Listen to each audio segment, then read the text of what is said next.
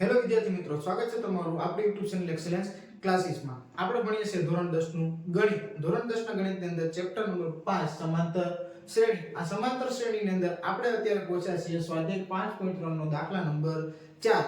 આનાથી આગળના 1 થી 3 દાખલા, એના સિવાય સ્વાધ્યાય 5.2 ના બધા દાખલા, સ્વાધ્યાય 5.1 ના બધા દાખલા, તેમજ આ ચેપ્ટરની અંદર આવતા તમામ સૂત્રોના વિડિયો આપણે અગાઉ જોઈ ચૂક્યા છે. જો તમે ન જોયા હોય તો તમે પ્લેલિસ્ટમાં જઈ અને જોઈ શકો છો. તો ચાલો આપણે આજે જોઈએ સ્વાધ્યાય 5.3 નો દાખલા નંબર 4. સૌપ્રથમ રકમ સમજીએ અને પછી દાખલો ગણીએ. અહીં કીધું છે સમાંતર શ્રેણીમાં 9 17 25.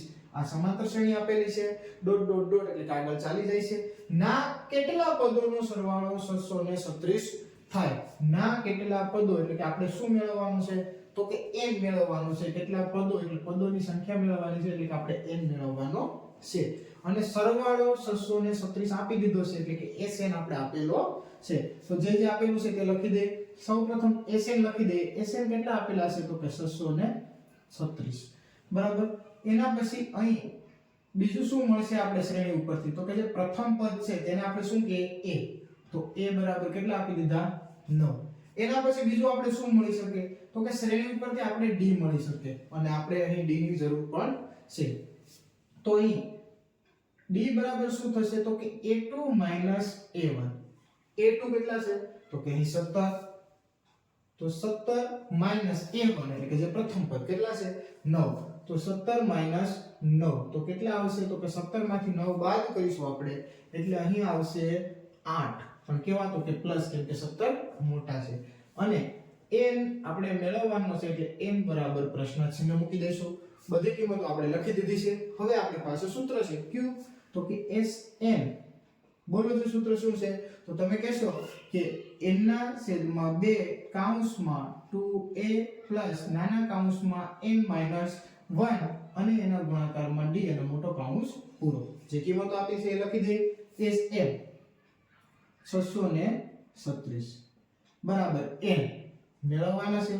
તો n ના છેદમાં 2 m ના m કૌંસમાં 2a એની કિંમત કેટલી છે?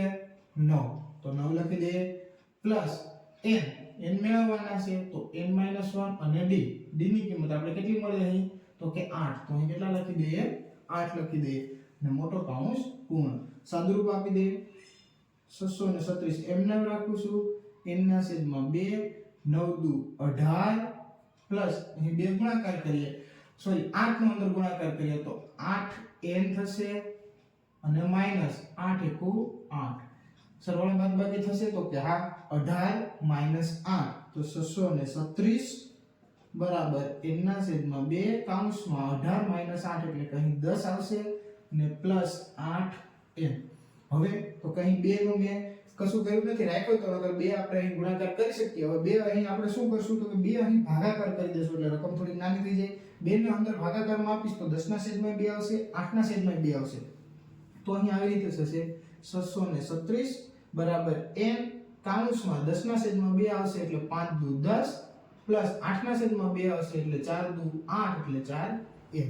હવે n નો આપણે અંદર ગુણાકાર કરી નાખીએ તો 636 બરાબર n નો અંદર ગુણાકાર થશે એટલે 5n પ્લસ 4 ને n આરે ગુણાકાર કરશું 4n નો, એટલે 4n ગુણ્યા n એટલે n નો વર્ગ. તો અહીં શું થશે? તો કે આપણે દ્વિઘાત બહુપદી મળે છે, અને આપણે વ્યવસ્થિત ગોઠવણી કરી દઈએ. 4 ને હું આગળ લખું છું. 4n નો વર્ગ પ્લસ 5n. આ 636 આ બાજુ પ્લસ છે બરાબર, ને આ સાઈડ લઈ લઈએ એટલે માઈનસ 636 બરાબર 0. તો અહીં આવી રીતે આપણે મળે છે. હવે આપણે શું કરવાનું છે? તો કે 636 ગુણ્યા 4 એ જે ગુણાકાર આવશે એના આપણે એવા અવયવ પાડવાના છે કે જેથી કરીને અહીં પ્લસ 5n વચ્ચે લાવી શકાય, એટલે કે જેનો સરવાળો અથવા બાદબાકી આપણે 5n લાવી શકીએ. એવા બે અવયવો આપણે મેળવવાના છે. તો આપણે બે રીતે મેળવી શકીએ. એક તો આપણી પાસે એક દ્વિઘાત બહુપદીનું સૂત્ર છે, એના દ્વારા મેળવી શકીએ, અને બીજા આપણે ડાયરેક્ટ અવયવ પાડીને પણ મેળવી શકીએ. તો આપણે ડાયરેક્ટ અવયવ પાડી મેળવવું સરળ રહેશે, એટલે આપણે એવી રીતે કરીશું. તો 4 ગુણ્યા 636 અહીં સાઈડમાં આપણે કરીએ છીએ. 636 ગુણ્યા 4 તો 24 નો ચોગડો વધી પડશે 2, 4 તેરી 12, 13 અને 14, 14 નો ચોગડો વધી 1, 6 ચોક 24 ને 25 એટલે 2544 અહીં પ્લસ જ રહેશે હવે આના આપણે ભાગ પાડવાના છે તો આપણે અહીં આવી રીતે અવયવ પાડી દઈએ 2544 બે વડે ભાગ ચલાવશું તો કેટલા આવશે તો કે 2 * 2 2 * 2 4 એક વચ્ચે 2 * 7 14 અને 2 * 2 4 હજી બે વડે 2 * 12 2 * 3 6 અને 2 * 12 તો અહીં 4 વડે ગુણાકાર કરો તો 636 હવે હજી બે વડે 2 * 3 = 6 2 * 2 હજી એક અહીં વચ્ચે 2 * 8 = 16 318 હજી બે વડે ભાગ ચાલી શકે તો કે હા 2 * 2 એક વચ્ચે 2 * 5 = 10 અને 2 * 9 = 18 159 તો હવે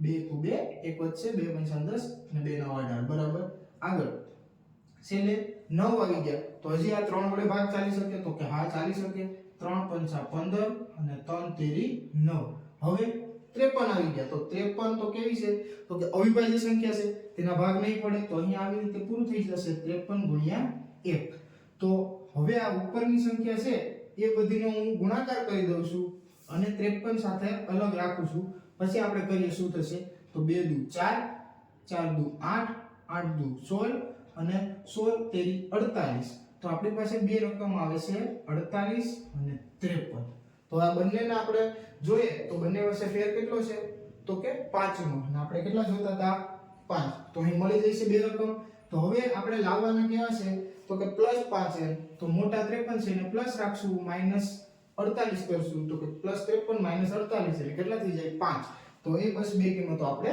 અહીં મૂકી દઈએ તો આવી રીતે મૂકશું 4n² અહીં 53 આની સાથે રાખી દઈએ અને 48 આગળ રાખી દઈએ એટલે કે અહીં -48n અને +53n - 636 = 0 તો અહીં આપણે આવી રીતે ભાગ પડ્યા 48 4 ની સાથે રાખ્યા એટલે બેકી સંખ્યામાં આપણે આગળ સરખું લઈને 53 અહીં ગુણાકાર કરી અને આપણે ભાગાકાર કરી અને જોશું કે કેટલા આવે છે ચાલો તો અહીં આગળ દાખલો ગણીએ અહીં આપણી પાસે 4n² - 48 બંનેમાંથી કંઈ કોમન નીકળે છે 4 અને n આમાંથી 4n કોમન તો અહીં બંનેમાંથી 4n કોમન કાઢીએ અંદર શું વધશે તો કે અહીં 4n નીકળી જાય તો ફક્ત n વધશે તો અહીં લખી દઈએ n અને માઈનસ તો માઈનસ હવે 12 ચોક 48 તો અહીં 12 આવશે અને n અહીં આગળ નીકળી ગયા એટલે ફક્ત 12 રહેશે પ્લસ કોમન રાખી દઈએ તો પ્લસ 53 બંનેમાંથી કોમન નીકળશે બરાબર અને n તો કે n અંદર જ રાખશું કેમ કે બંનેમાં કોમન નથી તો અહીં શું વધશે તો કે અહીં n વધશે માઈનસ 636 ને 53 વડે આપણે ભાગાકાર કરવાના થશે તો 653 / 636 કરશું તો અહીં જે આવે છે તે જ આવવા જોઈએ તો અહીં આપણે ટૂંકમાં પતે એટલા માટે અહીં હું આવી રીતે કરીશ 13 * 53 * 12 કરીને પણ ફટાફટ જોઈ શકાય કઈ રીતે તો કે 12 * 3 = 36 નો સગડો વધી પડી 3 12 × 5 = 60 અને 3 * 63 એટલે કેટલા આવી જશે 636 53 ના ઘડિયા 636 આપણે ભાગાકાર કરવો તકલીફ પડે પણ આ ગુણાકાર આપણે ઈઝીલી કરી શકીએ તો અહીં કેટલા આવી જશે 12 = 0 કેમ કે આ બંને કેવા આવે તો કે સમાન જ આવે તો હવે બે સમાન આવ્યા તેને આપણે એકવાર લખશું n - 12 અને બીજું જે બાકીનું છે બીજા કૌંસમાં લખી દે ગુણાકારમાં 4n અહીંથી +53 અને બરાબર શું મૂકી દે 0 હવે તો કે બંને બરાબર 0 છે આ બંને કૌંસ બરાબર 0 એનો મતલબ બંનેનો ગુણાકાર શૂન્ય છે તો કાં તો આ કૌંસ શૂન્ય હશે કાં આ કૌંસ શૂન્ય હશે તો આપણે આવું લખી શકીએ કે n - 12 = 0 અથવા તો 4n + 53 = 0 હવે અહીં -12 છે બરાબરની સામેની સાઈડ જવા દે તો n બરાબર કેવા થઈ જાય તો કે +12 અથવા અહીં 4n તો n એકલા રાખીએ છીએ આ માઈનસ છે સોરી +53 છે બરાબરની સામે જશે એટલે કેવા થશે તો કે માઈનસ થશે અને 4 ગુણાકારમાં છે એ સામે જશે તો ભાગાકારમાં તો અહીં n બરાબર -53 ના છેદમાં 4 તો હવે અહીં +12 છે અને -53 ના છેદમાં 4 તો અહીં n છે તો કે પદોની સંખ્યા ક્યારેય ઋણ હોતી નથી. જો તમે ઇન્ટ્રોડક્શન નો વિડિયો હતો જે સૂત્રનો તે જોયો હશે તો તમને સારી રીતે ખ્યાલ હશે કે અહીં શું હોવું જોઈએ તો કે n એ હંમેશા ધન પૂર્ણાંક હોવો જોઈએ. કેવો હોવો જોઈએ? ધન પૂર્ણાંક હોવો જોઈએ અથવા હોય છે. તેથી n બરાબર -53/4 શું છે તો કે શક્ય નથી. તો આપણો જવાબ શું થઈ ગયો તો કે તેથી n બરાબર 12 થશે. તેથી શું થશે? n બરાબર તો કે 12 થશે. એટલે કે આપણો જવાબ શું આવે તો કે સમાંતર શ્રેણી જે આપેલી છે એના 12 પદોનો સરવાળો 636 થાય. તો અહીં એક વાક્યમાં જવાબ લખી દેશું. આ શ્રેણીના 12 પદોનો સરવાળો 636 થાય. તો અહીં આ શ્રેણી છે 9 17 25 એના કેટલા પદો પૂછાતા તેની જગ્યાએ શું આવશે તો કે 12 પદોનો સરવાળો 636 થશે.